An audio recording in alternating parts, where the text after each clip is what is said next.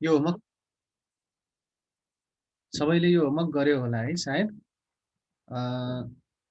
र यसमा हामी दुईटा कुरा युज गर्छौँ। सपोज म्याटर वेभको भेलोसिटी भिडी छ भने त्यो भनेको के होला, फ्रिक्वेन्सी इन्टु वेभलेन्थ होला हैन। कुनै पनि वेभको भेलोसिटी हुन्छ फ्रिक्वेन्सी इन्टु वेभलेन्थ,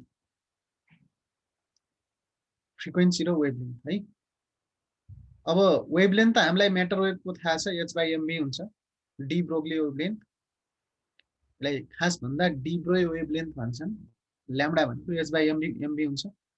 यो फ्रिक्वेन्सी कति हुन्छ भनेर सोध्यो भने फ्रिक्वेन्सी पनि हामीले निकाल्न सक्छौँ हैन। यदि त्यो म्याटर पार्टिकल हो भने त्योसँग mc² एनर्जी हुन्छ हैन। mc² भनेको hf होला, त्यसमा f भनेको mc²/h होला। f को भ्यालु पनि हामी लेख्न सक्छौँ, vd = mc²/h इन्टु h/mv। ल्याम्डालाई यो भन्न सक्छौँ र f लाई यो भन्न सक्छौँ। दुईटै भ्यालु यहाँनिर राख्यौँ भने म्याटर वेभको भेलोसिटी आउँछ। यसमा क्यान्सल हुने h क्यान्सल गरेर m क्यान्सल गरेर भेलोसिटी अफ म्याटर वेभ कति आयो, c²/v आयो। ल मलाई यसको आन्सर भन त, यो c²/v के हुन्छ? c भन्दा ठुलो हुन्छ कि c भन्दा सानो हुन्छ? कमेन्ट सेक्सनमा लेख त। यो c²/v यो क्वान्टिटी c भन्दा ठुलो हुनेछ कि c भन्दा सानो हुनेछ? स्मल और लार्ज?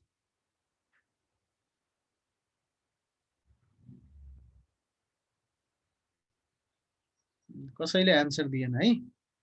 ल ध्यान दिएर हेर, म यसलाई फेरि भनिदिन्छु। यो c² भनेको c इन्टु c लेख्न मिल्छ, c इन्टु c, र एउटा पार्ट हुन्छ c/v इन्टु c, यसरी लेख्न मिल्छ है यसलाई। अब मलाई तिमीहरूले भन, यो v ठुलो हुन्छ कि c ठुलो हुन्छ? c भने स्पिड अफ लाइट, v भनेको स्पिड अफ त्यो मास, त्यो बोडीको मास स्पिड। बोडीको स्पिड त लाइटको स्पिड भन्दा थोरै हुन्छ नि। भनेपछि न्युमिनेटर सानो छ, डिनोमिनेटर ठुलो छ। भनेपछि न्युमिनेटर ठुलो छ, डिनोमिनेटर सानो छ, c ठुलो छ, v सानो छ। भनेपछि ओभियसली यो 1 भन्दा ठुलो होला यो क्वान्टिटी। 1 भन्दा ठुलो भएपछि 1 भन्दा ठुलो कुराले c लाई मल्टिप्लाई गरेपछि पक्कै पनि vd c भन्दा ठुलो आउला। त्यही भएर हामी यहाँनिर लेख्छौँ matter wave can move faster than light है। म्याटर वेभ त्यही भएर लाइट भन्दा फास्टर जान्छ। ओके, यो क्वेसन ट्राई गरौँ एकछिन। तिमीहरूलाई म एउटा इम्पोर्टेन्ट कुरा भन्छु, यो लेजर एक्सनमा पनि हामीले यो न्युमेरिकलहरूको जति पनि न्युमेरिकल छन् यी सबै न्युमेरिकललाई हामीले लेजर एक्सनको कन्सेप्टको लागि पनि युज गरेर राखेका हुन्छौँ है। जस्तो यो न्युमेरिकल छ भने an electron is excited by an photon from second orbit to fifth orbit. Second ओर्बिटबाट फिफ्थ ओर्बिटमा एउटा इलेक्ट्रोनले लाई एक्साइट गर्यो एउटा फोटोनले। एउटा फोटोन आयो सेकेन्ड ओर्बिटको इलेक्ट्रोनले त्यो फोटोन एब्जर्ब गर्यो र त्यो इलेक्ट्रोन फिफ्थ ओर्बिटमा गयो। हामीलाई निकाल्न सोधेको छ what is the wavelength and angular momentum of photon. फोटोनसँग एंगुलर मोमेन्टम पनि हुन्छ। त्यो फोटोनसँग भएको एंगुलर मोमेन्टम कति होला, फोटोनको वेभलेन्थ कति होला है। फोटोनको वेभलेन्थ निकाल्न सकिन्छ। फोटोनको वेभलेन्थ तिमीहरूले नि कसरी निकाल्न सक्छौ भने त्यही रिडबर्ग त्यो फर्मुला यादबाट निकाल्न सकिन्छ। 1/λ = r 1/n1² - 1/n2² है। र त्यहाँबाट हामी निकाल्न सक्छौं। त्यसैगरी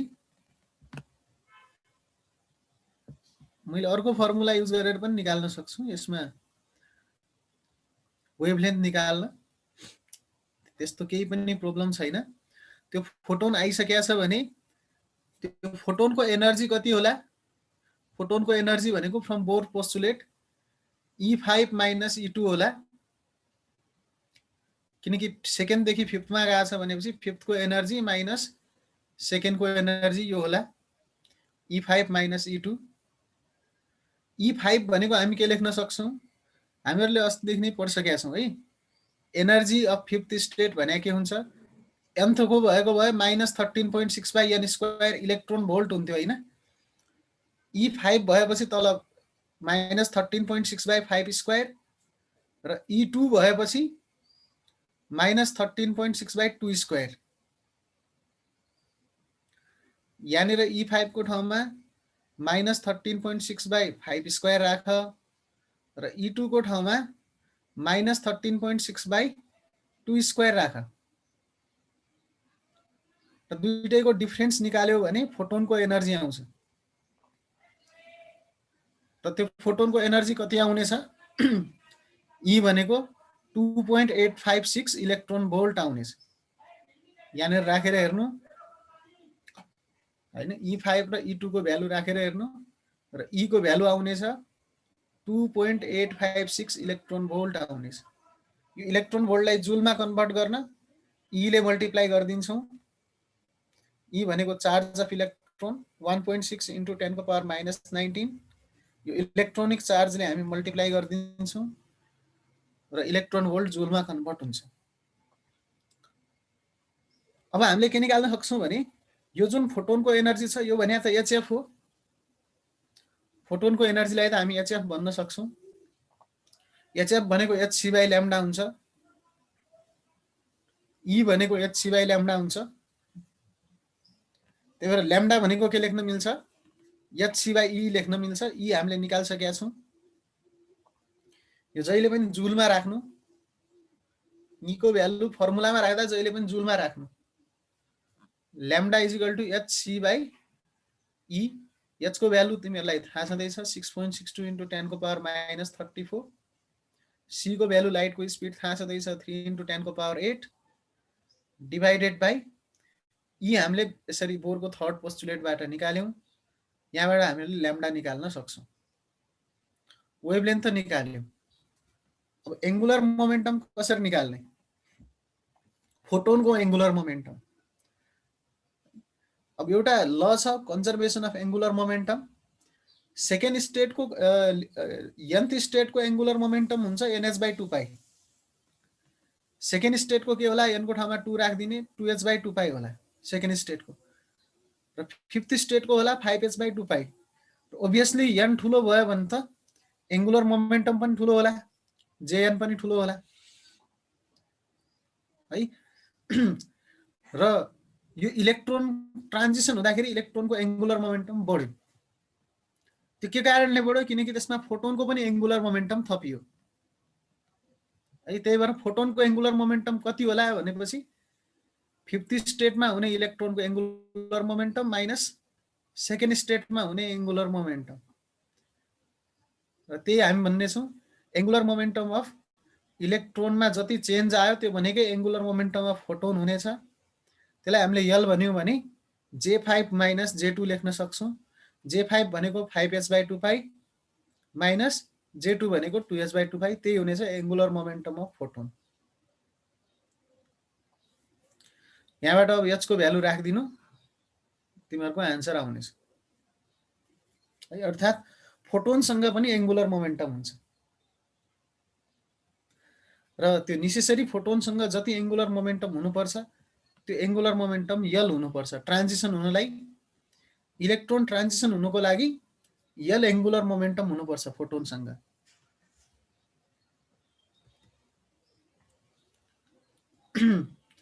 त्यसैगरी हामीलाई एउटा अर्को क्वेशन सोधेको छ, an electron is confined to a box of size 100 angstrom. एउटा इलेक्ट्रोनलाई 100 आंगस्ट्रोमको साइज भित्र कन्फाइन्ड गरियो भनेको छ, त्यहाँभित्र राखियो, त्योभन्दा बाहिर नआउने गरी राखियो भनेपछि त्यसको इलेक्ट्रोन वेभ 100 आंगस्ट्रोम भित्र छ। इलेक्ट्रोनको वेभ जुन छ त्यो 100 आंगस्ट्रोम भित्र छ भनेपछि त्यसमा अनसर्टेनिटी म्याक्सिमम कति हुन सक्छ, 100 आंगस्ट्रोम हुन सक्छ। इलेक्ट्रोनको पोजिसनमा अनसर्टेनिटी 100 आंगस्ट्रोम हुन सक्छ। Calculate the uncertainty introduced in the velocity of an electron. हामीलाई पोजिसन अनसर्टेन्टी थाहा भइसकेको छ। अब हामीले भेलोसिटीमा अनसर्टेन्टी निकाल्न सक्छौं। हामीले भेलोसिटी अनसर्टेन्टी कति छ निकाल्न सक्छौं।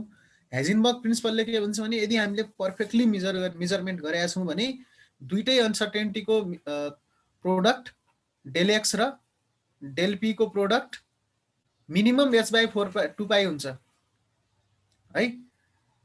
यहाँनिर मिनिमम h/2 पाई लेख्न मिल्छ है। यहाँनिर h/4 पाई लेख्दा हुन्छ र del x into del p भनेको h/4 पाई।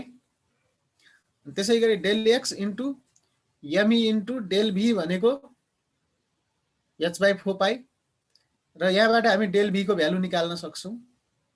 डेल भी भनेको h/4 pi del x ME र यहाँनिर हामीले भ्यालु राखिदियौं भने डेल भी को भ्यालु आउँछ। यहाँनिर मोमेन्टम डेल पी भनेको mass of electron into del v लेख्न मिल्छ, डेल्टा भी लेख्न मिल्छ।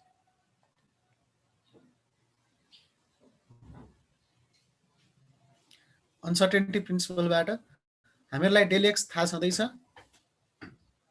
डेल एक्स भनेको यो 100 एङ्स्ट्रोम दिएकै छ। यसलाई मिटरमा लेख्न सक्छौं 100 इन्टु 10 को पावर -10 मिटर। यसरी चेन्ज भयो र यहाँनिर हामीले आन्सर निकाल्न सक्छौं।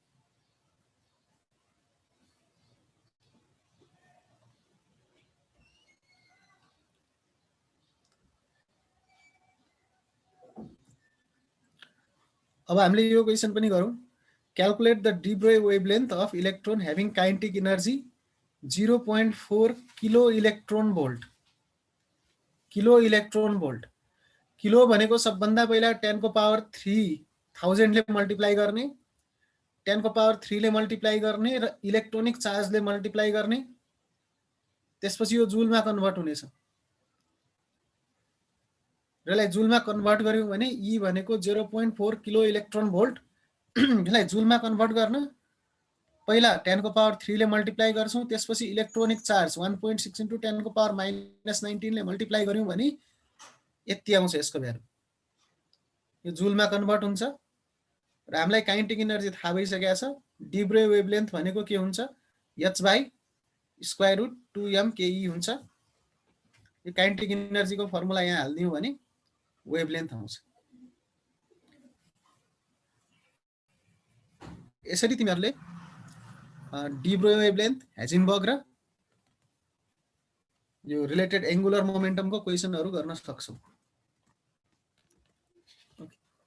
अनि यस्तो क्वेशन पनि calculate the wavelength of first line of Balmer series if the wavelength of second line of the series is. Second line को वेभलेन्थ थाहा छ, फर्स्ट लाइन को वेभलेन्थ निकाल भनेको छ। बाल्मर सिरिज भनेको हामीलाई थाहा छ। मैले बाल्मर सिरिज भने n = 2 स्टेट को लाई हामी बाल्मर सिरिज भन्छौं।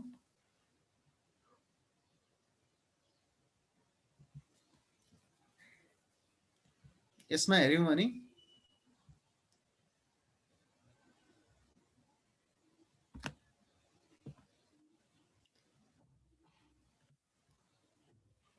यो हो बाल्मर सिरिज। र बाल्मर सिरिजमा ग्राउन्ड स्टेट n = 2 हुन्छ।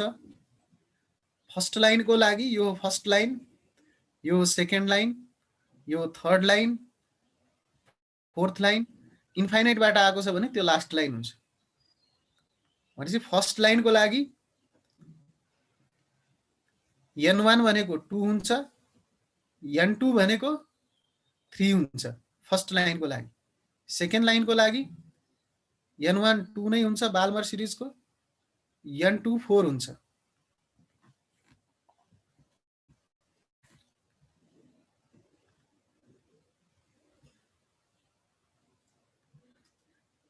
र यो क्वेशनमा हामीले 1/λ को फर्मुला युज गर्न सक्छौं। 1/λ1 फर फर्स्ट लाइन को लागि युज गरौं। First line of Balmer series को लागि युज गर्यौं भने n1 2 हुन्छ, n2 3 हुन्छ। र 1/λ1 भनेको के होला r 1/n1² - 1/n2²।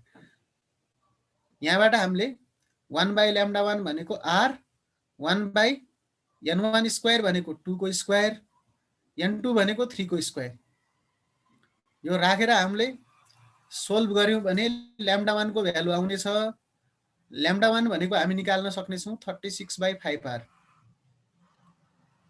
यहाँनिर 2 स्क्वायर राख्ने, यहाँनिर 3 स्क्वायर राख्ने र सोल्भ गर्दै गर्यौं भने यसको आन्सर आउनेछ λ1 = 36/5r। यो फर्स्ट लाइनको लागि। अब सेकेन्ड लाइनको लागि के हुनेछ? बाल्मर सिरिजको सेकेन्ड लाइनको लागि n1 भनेको 2 हुन्छ, n2 भनेको 4 हुन्छ। भनेपछि 1/λ2 भनेको के लेख्न मिल्छ? r 1/2 square minus 1/4 square. यहाँबाट पनि हामीले यसलाई सोल्भ गर्न त सकिन्छ, एलसिएम लिएर सोल्भ गर र λ2 निकाल्यौं भने λ2 को भ्यालु आउँछ 16/3r।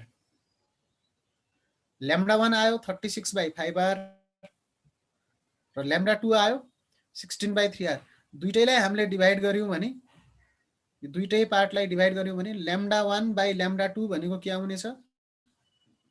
20/27 आउनेछ।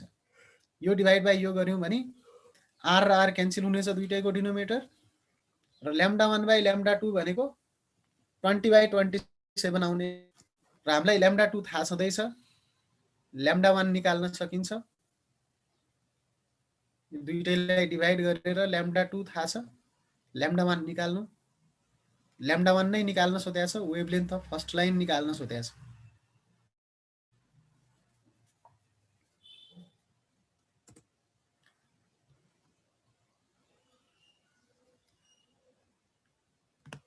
र त्यसै गरी अर्को क्वेशन छ यहाँनिर, determine the wavelength, frequency and hence the energy of photon emitted for H gamma line भनेको छ।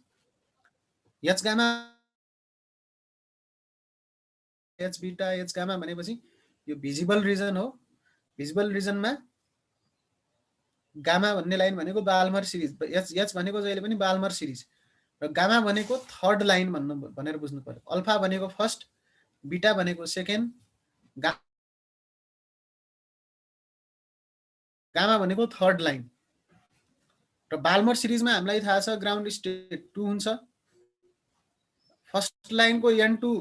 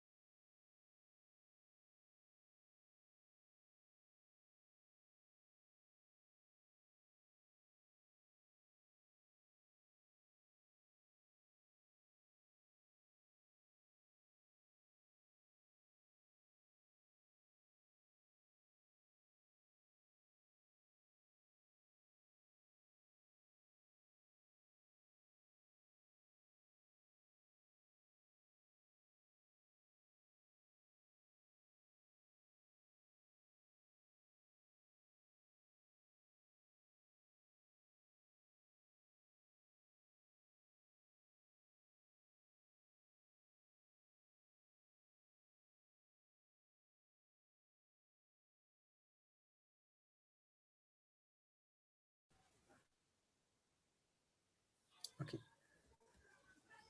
अब लेजर भनेको के हो हैन, हामीले यो यसमा तिमीहरूले हेरिराखेका छौ भने लेजर भनेको एकदमै इन्टेन्स, एकदमै न्यारो बीम अफ लाइट हो हैन, जो युनिडिरेक्सनल हुन्छ, एक डिरेक्सनमा मात्रै जान्छ, एक डिरेक्सनमा आइरहेछ।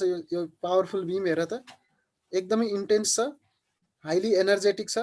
योले यो सलाइको काटा नै जलाइदिया छ है, त्यति धेरै एनर्जेटिक छ र टेम्परेचर धेरै बढी हुन्छ। यसको कारणले यसले म्याटरसँग इन्टरेक्ट गर्यो भने त्यहाँ धेरै टेम्परेचर हुन्छ, जसको कारणले यहाँनिर हिट प्रोड्युस भयो। अब लेजरका केही प्रोपर्टीहरू छन् है, लेजरका केही इम्पोर्टेन्ट प्रोपर्टीहरू छन्।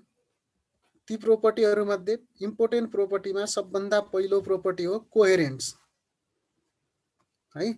लेजरको हरेक फोटोन, लेजरबाट जुन पनि फोटोन आउँछ त्यो सबै फोटोनहरू कोहेरेन्ट हुन्छन्। कोहेरेन्ट भनेको जस्तो यो सबै वेभहरू कोहेरेन्ट छन् भनेर बुझ्छौँ है। यहाँनिर किन कोहेरेन्ट छन् भने सबै सँगै अगाडि प्रोसिड गरिराखेका छन् र सबैको पिक सँगै आइराखेका छ, पिक र फल सँगै भइराखेको छ, पिक र फल सँगै भइराखेको छ, पिक र फल सँगै भइराखेको छ।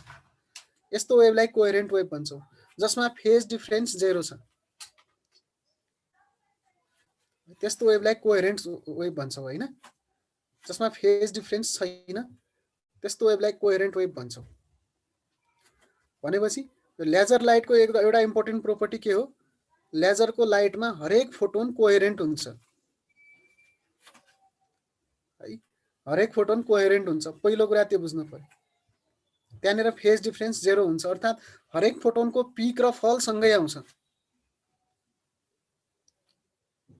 पहिलो कुरा। दोस्रो कुरा, यो एकदमै एम्प्लिफाइड हुन्छ। एम्प्लिफाइड भन्नुको अर्थ धेरै लार्ज इन्टेन्सिटी हुन्छ, धेरै ठुलो इन्टेन्सिटी हुन्छ। र लेजरको फुल फर्म नै तिमीहरूलाई थाहा छ होइन, लाइटको amplification due to stimulated emission of radiation होइन। लाइट एम्प्लिफिकेसन भनेको लाइटलाई इन्टेन्सिफाई गर्नु, धेरै इन्टेन्स बनाउनु होइन। कम इन्टेन्स लाइटलाई पठाए र त्यो लाइटको इन्टेन्सिटी बढायो भने त्यहाँनिर के बुझ्नु पर्यो, light amplification due to stimulated emission of radiation.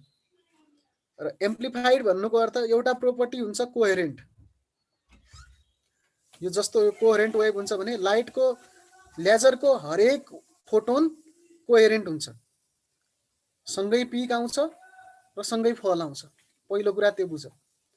दोस्रो कुरा, लेजरको हरेक वेभ आउँदाखेरि एकदमै इन्टेन्स वेभ आउँछ। कति इन्टेन्स वेभ आइरहेको छ यहाँनिर तिमीहरूले देख्न सक्छौ। यो एउटा बिम एकदमै इन्टेन्स लेजर आउँछ र यसमा कलर हेर, तिमीहरूले यो ब्लू कलर देखिरहेछौ होइन। एउटा मात्रै कलर हुन्छ भन्नुको अर्थ एउटै वेभलेन्थ हुन्छ र एउटै फ्रिक्वेन्सी हुन्छ, मोनोक्रोमेटिक हुन्छ। वेभलेन्थ र फ्रिक्वेन्सी कन्स्टेन्ट हुन्छ हरेक फोटोनको है, धेरै ठुलो डिफरेन्स हुँदैन, नेग्लिजिबल डिफरेन्स हुन्छ फोटोनको वेभलेन्थ र फ्रिक्वेन्सीमा। त्यही भएर मोनोक्रोमेटिक पनि हुन्छ। लेजरको प्रोपर्टीहरू के भयो, कोहेरेन्ट हुन्छ, हरेक फोटोनहरू कोहेरेन्ट हुन्छन् लेजरको, एकदमै इन्टेन्स हुन्छ भन्नुको अर्थ नम्बर अफ फोटोन धेरै हुन्छन्। र तेस्रो कुरा, मोनोक्रोमेटिक हुन्छ भनेपछि एउटै वेभलेन्थका फोटोनहरू हुन्छन्। र चौथो इम्पोर्टेन्ट प्रोपर्टी हो युनिडिरेक्सनल हुन्छ। यो चारैतिर फैलिएको छैन, यो बिम एक डिरेक्सनमा मात्रै लेजर फैलिएको छ है। यो लेजर युनिडिरेक्सनल छ, चारैतिर लाइट जस्तो बल्बबाट आउने लाइट चारैतिर फैलिन्छ त्यसरी फैलिँदैन कि युनिडिरेक्सनल हुन्छ लेजर। यसलाई हामी लेजर भन्छौँ, लेजर लाइट होइन। ओके, अब लेजर को बारेमा हामीले केही कुरा त बुझ्यौँ। अब लेजर कसरी आउँछ त्यसको बारेमा केही बुझौँ है। सबभन्दा पहिला के बुझ्नु भने स्टेटहरू, ओर्बिटहरूलाई हामी स्टेट भन्नेछौँ। अब ओर्बिटमा हुने इलेक्ट्रोनलाई हामी स्टेट भन्नेछौँ। इलेक्ट्रोन ग्राउन्ड स्टेटमा पनि हुनसक्छ, एक्साइटेड स्टेटमा पनि हुनसक्छ। एउटा हुन्छ ग्राउन्ड स्टेट, एउटा हुन्छ एक्साइटेड स्टेट। ग्राउन्ड स्टेटमा इलेक्ट्रोन इन्फाइनाइट टाइमसम्म बस्न सक्छ है। ग्राउन्ड स्टेटमा एउटा इलेक्ट्रोन इन्फाइनाइट टाइमसम्म बस्न सक्छ। त्यही भएर ग्राउन्ड स्टेटलाई स्टेबल ओर्बिट पनि भन्छन्, स्टेबल स्टेट पनि भन्छन्, त्यहाँ सधैँ रहिरहन्छ। तर एक्साइटेड स्टेटमा इलेक्ट्रोन सधैँ बस्दैन। एकचोटि एक्साइटेड स्टेटमा पुग्यो भने फेरि त्यो ग्राउन्ड स्टेटमा आउन खोज्छ। त्यही भएर एक्साइटेड स्टेटमा टाइम धेरै कम टाइमको लागि बस्छ इलेक्ट्रोन। एक्साइटेड स्टेटमा ग्राउन्ड स्टेटभन्दा धेरै कम टाइमको लागि बस्छ है। अब हामी हिलियम नियन लेजरको कुरा गर्छौँ है, हिलियम नियन लेजरवाला कुरा गर्छौँ। अब त्योभन्दा अगाडि लेजरलाई डिटेलमा कुरा गर्छौँ है, लेजरको बारेमा आज। ओके, एउटा ग्राउन्ड स्टेट हुन्छ, एउटा एक्साइटेड स्टेट हुन्छ, एउटा अर्को स्टेट हुन्छ मेटास्टेबल स्टेट है। यो भने पनि एउटा एक्साइटेड स्टेट हो। तर एक्साइटेड स्टेट कस्तो हुन्छ त्यो बुझ है। मैले एउटा कुरा के भनेको थिएँ भने मैले एउटा न्युमेरिकल गराएको थिएँ, एङ्गुलर मोमेन्टमको न्युमेरिकल।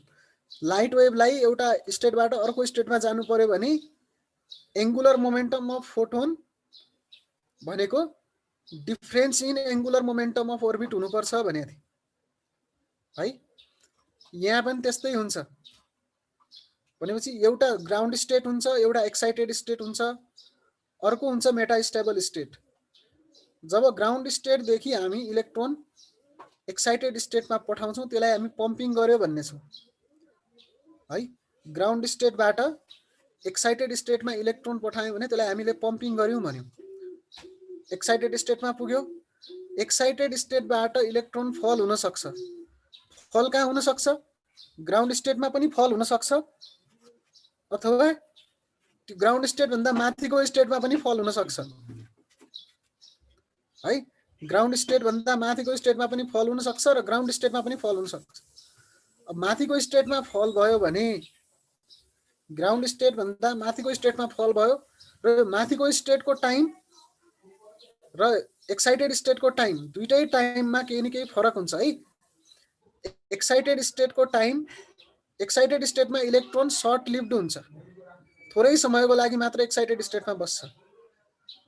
तर कुनै यदि यस्तो स्टेट छ एक्साइटेड स्टेट भन्दा तल जसमा एक्साइटेड स्टेट भन्दा धेरै लामो सक्छ भने त्यस्तो स्टेटलाई हामी मेटास्टेबल स्टेट भन्छौँ। मेटास्टेबल स्टेट भनेको के हो भने जसमा इलेक्ट्रोन एक्साइटेड स्टेट भन्दा धेरै लामो समयसम्म बस्छ है। ग्राउन्ड स्टेटमा त इन्फाइनाइट टाइमको लागि बस्न सक्छ, तर एक्साइटेड स्टेटमा इलेक्ट्रोन सर्ट लिभ्ड हुन्छ, लाइफ स्प्यान सर्ट हुन्छ। तर मेटास्टेबल स्टेटमा एक्साइटेड स्टेट भन्दा थोरै बढी बस्छ है। त्यही भएर हामी त्यो स्टेटलाई हामी एक्साइटेड स्टेट भन्छौँ। यसमा 10⁻⁸ सेकेन्डको लागि बस्छ, भन्नाले 1 सेकेन्ड भन्दा 10 करोड गुणा सानो टाइमको लागि बस्छ 10⁻⁸ सेकेन्डको लागि। तर यसमा 10⁻³ सेकेन्डको लागि भन्नुको अर्थ 1000 गुणा कम टाइमको लागि 1 सेकेन्ड भन्दा। भनेपछि यहाँनिर त अलि बढी समय बस्यो, त्यही भएर यो स्टेटलाई मेटास्टेबल स्टेट भन्छौँ। यो कन्सेप्ट चाहिँ थाहा पाइराख्नु पर्यो है। मेटास्टेबल स्टेट कस्तोमा हुन्छ भने हैन, यो दुई भन्दा बढी हामीले यहाँनिर के चुज गर्छौँ, लाइनहरू चुज गर्छौँ हैन, दुई भन्दा धेरै ओर्बिटहरू चुज गर्छौँ र पम्पिङ गर्दाखेरि यो लार्जेस्ट एक्साइटेड स्टेटमा पुग्यो भने अनि त्यहाँदेखि तल कुनै यस्तो मेटास्टेबल स्टेट एक्जिस्ट गर्न सक्छ, कुनै एटममा यस्तो मेटास्टेबल स्टेट एक्जिस्ट गर्न सक्छ जहाँबाट फल हुन टाइम लाग्छ।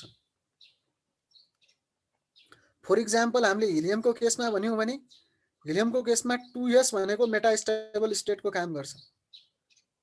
2s हिलियममा मेटास्टेबलको काम गर्छ। नियनमा 5s स्टेट चाहिँ मेटास्टेबल स्टेटको काम गर्छ। फिफ्थ ओर्बिटको s सबसेलले मेटास्टेबल स्टेटको काम गर्छ। त्यसैगरी हिलियममा पनि सेकेन्ड ओर्बिटको s सबसेलले मेटास्टेबल स्टेटको काम गर्छ। यो चाहिँ इम्पोर्टेन्ट बुझ्नुपर्ने छ है। ओके, अब हामी केही कसरी इमिसन स्पेक्ट्राहरू कसरी निस्किन्छन् त्यसको बारेमा पनि क्लियर बुझौँ है। ओके, अब इमिसन कसरी हुन सक्छ त, रेडिएसन इमिट कसरी हुन सक्छ भनेपछि रेडिएसनको इमिसन एउटा इमिसन हुन्छ स्पोन्टेनियस इमिसन। स्पोन्टेनियस इमिसन भनेको के हो भने सपोज दुईटा एनर्जी लेभल छन् र हायर एनर्जी लेभलदेखि लोअर एनर्जी लेभलमा इलेक्ट्रोन गयो। इलेक्ट्रोन जाँदाखेरि त फोटोन फल हुन्छ, यसरी फोटोन खस्छ। हायर टु लोअर ओर्बिटमा ट्रान्जिसन हुँदाखेरि फोटोन खस्छ। यति बेला जुन फोटोन आयो, यति बेला जुन फोटोनको इमिसन भयो, यो इमिसनलाई हामी भन्छौँ स्पोन्टेनियस इमिसन। स्पोन्टेनियस इमिसन भनेको एक्साइटेडबाट ग्राउन्ड स्टेटमा इलेक्ट्रोन खस्दाखेरि एउटा इमिसन हुन्छ फोटोनको, त्यो इमिसनलाई नै हामी के भन्छौँ, स्पोन्टेनियस इमिसन भन्छौँ।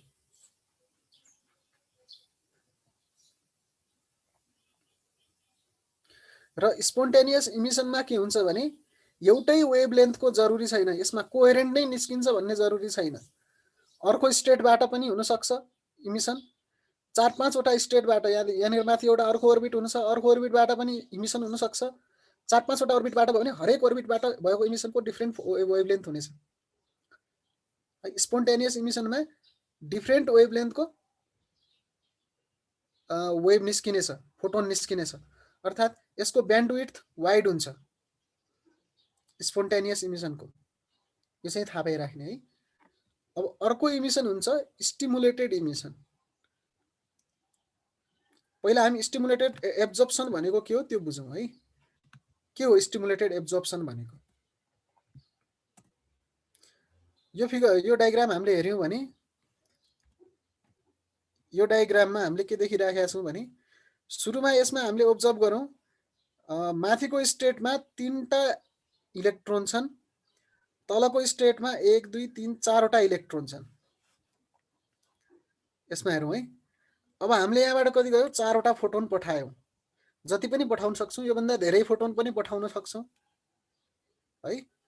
हामीले यहाँनिर सपोज 4 वटा फोटोन पठाएका छौँ। 4 वटा फोटोन पठायौँ भने एउटा फोटोन कुनै इलेक्ट्रोनले एब्जर्ब गरेर यो माथिको स्टेटमा पठाइदेला। अनि यदि यो फोटोनको एनर्जी पुग्यो भने एउटा इलेक्ट्रोनले एब्जर्ब गर्ला एउटा फोटोन र माथिको स्टेटमा पुगाइदेला। र यस्तो होला। अब त्यसपछि यस्तो भइदेला, एउटा दुईटा तीनटा चारवटा, माथि 4 वटा तल 3टा। तल नम्बर अफ एटम कम भए, माथि नम्बर अफ एटम धेरै भए, नम्बर अफ इलेक्ट्रोन धेरै भए हायर स्टेटमा। यसो हुँदाखेरि एउटा फोटोन एब्जर्ब गर्यो र अब निस्किने बेला 3टा फोटोन मात्रै निस्कियो, एउटा फोटोन चाहिँ एब्जर्ब भएर इलेक्ट्रोन माथि गयो। भनेपछि यति बेलाको लागि भन्छौँ यसलाई स्टिमुलेटेड एब्जर्प्सन भन्छौँ, किनकि फोटोनले स्टिमुलेट गर्यो, इलेक्ट्रोनलाई एब्जर्ब गरेर फोटोनले अनि बल्ल ट्रान्जिसन भयो। यहाँनिर जुन ट्रान्जिसन भएको छ यो ट्रान्जिसन चाहिँ फोटोनले स्टिमुलेट गरेको छ। तर स्पोन्टेनियसमा यहाँनिर कुनै पनि फोटोन आएको थिएन, डाइरेक्ट यो बडी फल भएको थियो र फोटोन निस्किएको थियो। यो फोटोन निस्किनलाई अथवा इलेक्ट्रोन ट्रान्जिसन हुनलाई हामीले कुनै फोटोन पठाउनु परेको थिएन, त्यही भएर यो र्यान्डमली भइराखेको थियो। तर यहाँनिर के भयो, हामीले फोटोन पठायौँ जसको कारणले इलेक्ट्रोन हायर स्टेटमा ट्रान्जिसन भयो। यति बेला हामी भन्छौँ स्टिमुलेटेड एब्जर्प्सन भयो, फोटोनको एब्जर्प्सन भयो। यसलाई स्टिमुलेटेड एब्जर्प्सन पनि भन्न सक्छौँ अथवा एब्जर्प्सन मात्रै भन्दा पनि हुन्छ। यो कुरा बुझ्नु पर्यो। अब हामीले यो उल्टोतिरबाट हेरौँ है। हामीले यसरी हेर्दा एब्जर्प्सन भएको देखौँ। अब उल्टोतिरबाट हेरौँ। सपोज हामीले एउटा यस्तो अवस्था कन्सिडर गरौँ जसमा ग्राउन्ड स्टेटमा 3टा एटम अथवा 3टा इलेक्ट्रोनहरू छन्, एक्साइटेड स्टेटमा 4 वटा इलेक्ट्रोन छन् र हामीले 3टा फोटोन पठायौँ भनेर एज्युम गर। 3टा फोटोन पठायौँ भने फोटोन त इलेक्ट्रोम्याग्नेटिक वेभ हो, यसमा इलेक्ट्रिक फिल्ड हुन्छ, फोटोनको वरपर इलेक्ट्रिक फिल्ड हुन्छ र इलेक्ट्रोनमा पनि इलेक्ट्रिक फिल्ड हुन्छ। यसको इलेक्ट्रिक फिल्ड र यसको इलेक्ट्रिक फिल्डमा रेजोनेन्स भयो भने, अर्थात् यो ग्याप म्याच भयो भने, यो दुईटै बीचमा रेजोनेन्स भयो भने यो इलेक्ट्रोन डाउनवार्ड फल हुन्छ, एउटा इलेक्ट्रोन डाउनवार्ड फल हुन्छ है। डाउनवार्ड फल हुने चान्स इलेक्ट्रोनको धेरै बढ्छ। प्रोबेबिलिटी एउटा इलेक्ट्रोन, यी 4 वटा इलेक्ट्रोन मध्ये कुनै एउटा इलेक्ट्रोन पक्कै पनि फल हुनेछ। र यहाँदेखि फल भयो भने अनि के हुन्छ, एउटा फोटोन फाल्छ, त्यसले कुनै इलेक्ट्रोन तल फल भयो भने त्यसले एउटा इलेक्ट्रोन फाल्छ। एउटा इलेक्ट्रोन फालेपछि माथि 3टा इलेक्ट्रोन हुने भयो, तल 4 वटा इलेक्ट्रोन हुने भयो। र जुन इलेक्ट्रोन फल भयो त्यसको कारणले एउटा एक्स्ट्रा फोटोन निस्क्यो। भनेपछि यहाँनिर एउटा इमिसन भयो, एउटा फोटोन इमिट भयो। के को कारणले? हामीले 3टा फोटोन पठाएको कारणले। हामीले स्टिमुलेट गर्यौँ, इलेक्ट्रोन ट्रान्जिसन हुनलाई स्टिमुलेट गर्यौँ, इलेक्ट्रोन ट्रान्जिसन भयो हायर टु लोयर। किन भयो? किनकि हामीले यो फोटोन पठायौँ। यो फोटोन पठाएको कारणले इलेक्ट्रोन फल भयो र त्यहाँदेखि के निस्क्यो, एउटा एक्स्ट्रा फोटोन निस्क्यो। यस्तो इमिसनलाई हामीले भन्छौँ स्टिमुलेटेड इमिसन। यो हुन्छ स्पोन्टेनियस इमिसन। एउटा हुन्छ स्पोन्टेनियस इमिसन, अर्को हुन्छ स्टिमुलेटेड इमिसन। यहाँदेखि यतातिर जाँदा स्टिमुलेटेड इमिसन भएको छ र यसमा हामीले के बुझौँ, जो फोटोन नयाँ फोटोन निस्किन्छ, जुन नयाँ फोटोन निस्किन्छ त्यो पुरानो फोटोनसँग कोहेरेन्ट हुन्छ। स्टिमुलेटेड इमिसनमा यो फोटोनको पिकहरू सँगै हुन्छन्, फलहरू सँगै हुन्छन्, पिकहरू सँगै हुन्छन्, फलहरू सँगै हुन्छन्, अर्थात् यी दुईटै फोटोनहरू कोहेरेन्ट हुन्छन्, मोनोक्रोमेटिक हुन्छन् र युनिडिरेक्सनल हुन्छन्।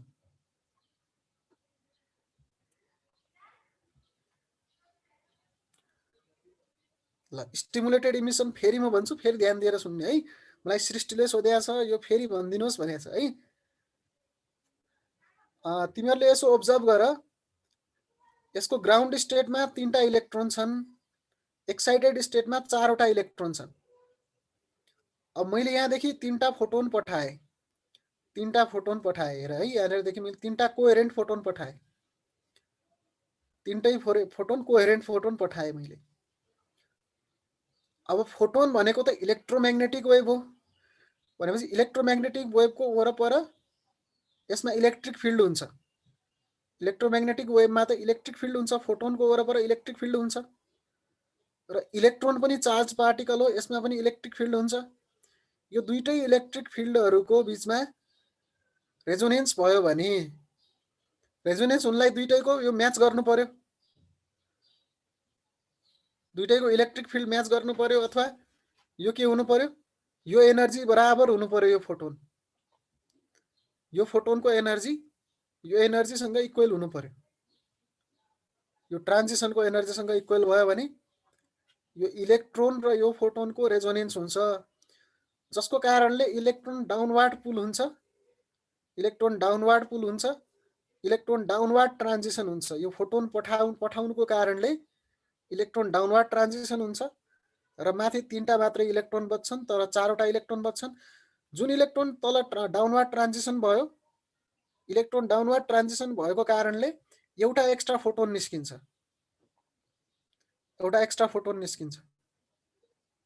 र एउटा एक्स्ट्रा फोटोन इमिसन किन भयो, किनकि हामीले यो 3टा फोटोन पठाएका थियौँ। यो 3टा फोटोन हामीले नपठाएको भए, अथवा यहाँनिर एउटै फोटोन मात्रै पनि पठाएको भए स्टिमुलेटेड इमिसन हुनसक्छ। यो फोटोन नपठाएको भए यो ट्रान्जिसन हुन्थेन, ट्रान्जिसन नभएको भए यो इलेक्ट्रोन यो फोटोन आउँथेन, एक्स्ट्रा फोटोन आउँथेन। भनेपछि यो इमिसन गर्नको लागि अगाडि पठाएको फोटोनले स्टिमुलेट गर्यो ट्रान्जिसनलाई र नयाँ फोटोन निस्क्यो। यो नयाँ फोटोन जुन निस्किन्छ यी पुराना फोटोनसँग कोहेरेन्ट हुन्छ। कोहेरेन्ट भन्नुको अर्थ फेज डिफरेन्स 0 हुन्छ पुराना फोटोनहरूसँग। मैले यसको यो सिमुलेसन नै गरेर देखाएको छु। यसमा हेर त, यहाँ हेर्यो भने यो 2टा फोटोन मैले पठाएँ,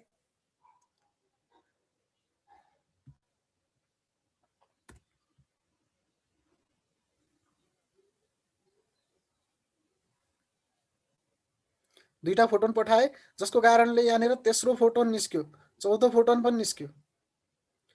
यो इलेक्ट्रोन डाउनवार्ड ट्रान्जिसन किन भयो, यो फोटोनहरू पठाएको कारणले। र यो इलेक्ट्रोन 2टा तल झरे, त्यही भएर यहाँनिर 2टा एक्स्ट्रा फोटोन थपिए। यस्तो इमिसनलाई तिमीहरूले भन्छौ स्टिमुलेटेड इमिसन। त्यो इमिसनलाई हामी स्टिमुलेटेड इमिसन भन्नेछौँ है।